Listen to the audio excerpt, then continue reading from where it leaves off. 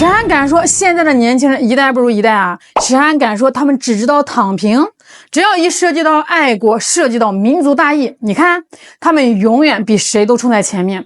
话说啊，国庆节10月3号的成都动漫展的场外人群里啊，出现了一个小伙子，特别的扎眼啊。为啥扎眼呢？就因为他头上那顶假发，一半呢是火红的，一半是纯白的，阴阳两隔，特立独行。可能咱普通人看着就是觉得，哎，这个小伙子的发型挺别致呀。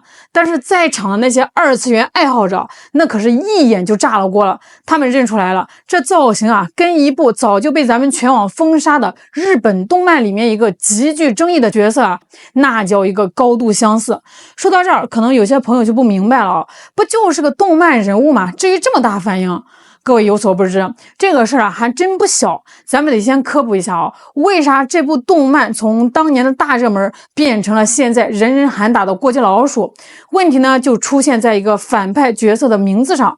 这个角色啊，作者给他取名叫志贺丸太，这个名字拆开看啊，问题啊就大了去了。志贺呢对应的是志贺氏菌，一种能引起严重痢疾的细菌，而这个细菌啊，恰恰就是当年侵华日军731部队在进行活人细菌实验时所使用的主要菌种之一。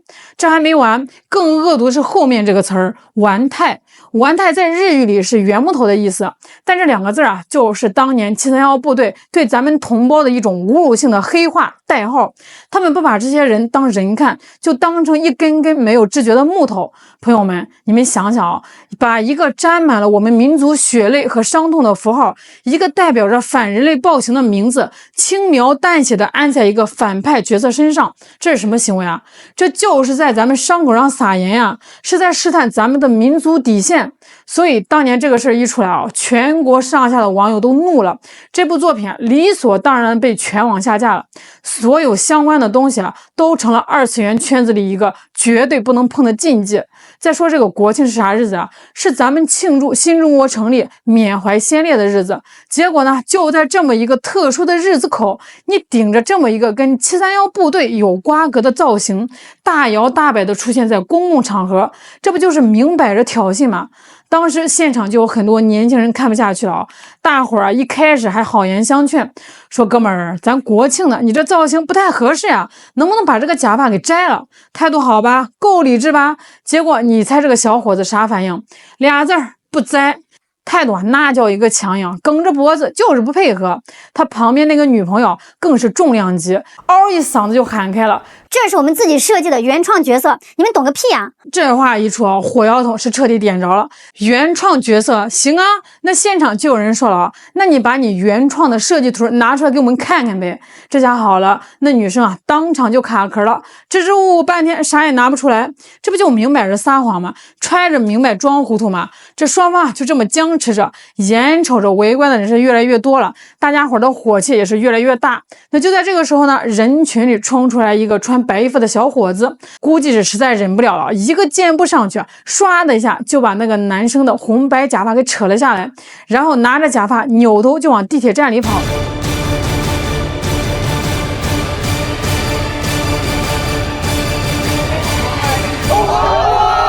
那声浪隔着屏幕都能感觉到那股子愤怒。后来呢，地铁站的安保和警察及时赶到，把那个惹事的男生给带走了。他被带走的时候啊，现场是响起了一片雷鸣般的掌声和叫好声。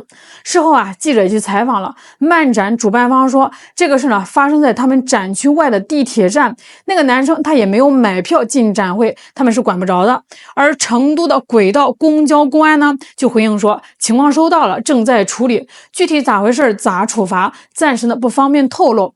本来以为这个事儿就到这儿也算是告一段落了，可是谁能想到呢？这互联网是有记忆的呀，网友们呢更是堪比福尔摩斯，大家顺藤摸瓜就把那个语出惊人的女朋友的底细给扒出来了。有这个网友发现，这位女生啊，长期在网上扮演一个什么角色呢？精神日本人。他经常在自己的社交账号上说自己是日本人，还字里行间的流露出对日本那种难以割舍的情感。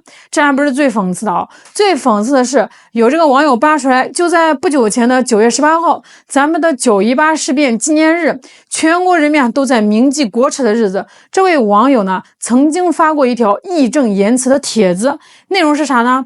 他说希望讲731的电影能在日本上映，让日本人好好都看看，好好忏悔。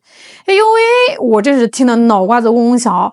你听听这话说的多有正义感啊！那不知道的还以为这位是多么有历史责任感的爱国青年呢。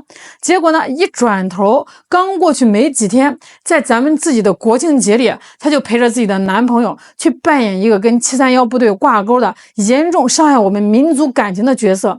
你说这是什么操作呀？这就是典型的两面人呀！前脚呢还在网上痛斥日本军国主义的罪行，后脚就身体力行的去 cos 一个辱华的设定。这种极致的双标和虚伪啊，简直是把又当又立这4个字演绎到了极致。可能还会有人觉得，哎，年轻人嘛，不懂事啊，可能就是为了博眼球，至于这么上纲上线吗？如果你真这么想，那就错了啊！因为类似的事情早就不是第一次发生了，就在不久前四川的一场漫展上也发生过一模一样的事儿，也是有人扮演这个红白头的争议角色，也是被现场有正义感的网友给指出来了。结果呢，那个 coser 被扯掉假发之后，竟然恼羞成怒，当场掏出刀来伤人。最后呢，当然是受到了法律的严厉制裁。从口头狡辩到持刀伤人，你们看这个性质是不是在一步步升级？731部队的滔天罪行，那是刻在我们整个民族骨血里的伤痛啊，是现代文明史上最黑暗的一页。它不是什么可以拿来开玩笑的梗，更不是某些人用来博取眼球、消费热度的工具。那这种事情从来都不是什么二次元圈子里圈地自萌就能含糊过去的小事儿，这是大是大非的问题，是历史观和价值观的问题。值得庆幸的是我们看到了希望。这次成都事件里无论是最初上前劝阻的，还是最后站出来制止的，绝大多数都是95后、00后的年轻人。他们平时呢也看日本的动漫，也玩 cosplay， 但是他们在大是大非面前脑子是拎得特别的轻。他们知道爱好有边界，娱乐有底线。就像之前在别的漫展上也出现过类似的情况，当时现场的 coser 们是怎么做的呢？他们自发的把那个辱华的 coser 给围了起来，然后齐声高唱强军战歌，用嘹亮的歌声压过一切的杂音。我看到有个00后的网友在新闻底下留言说的特别的好。他说我们这代人确实没有经历过战争，但是历史课本上清清楚楚的教过我们不能忘本，这种辱华的行为我们见一次就要怼一次。说的太好了这才是我们中国年轻人该有的样子呀！漫展不是法外之地，个人爱好呢更不能没有底线，打着创作自由的旗号去碰触民族伤痛，这种行为已经远远的超过了爱好的范畴，已经变成了需要被谴责、被制止，甚至被法律惩戒的错误行为。我们从这些事件里也看到了积极的一面，我们看到越来越多的年轻人能够在鱼龙混杂的信息环境里三观正，能保持着清醒的头脑和基本的判断力，他们敢于对错误的行为说不，敢于在是非面前坚守自己的原则，这股子清流才是二次元文化乃至于我们整个青年文化能够健康发展的希望所在。一定爱国，爱国，爱国，一定爱国。欧里西，好样的，好样的，好样的，欧里西。相信未来随着大家伙的意识越来越强，相关的管理越来越规范，咱们的这个二次元圈子咱们的各种展会活动一定会变得越来越好，让爱好真正成为一个能传递快乐、传递知识、传递正能量的载体，这才是我们所有人都愿意看到的。好了，今天视频就聊到这儿了，我是小懒，我们下期再见。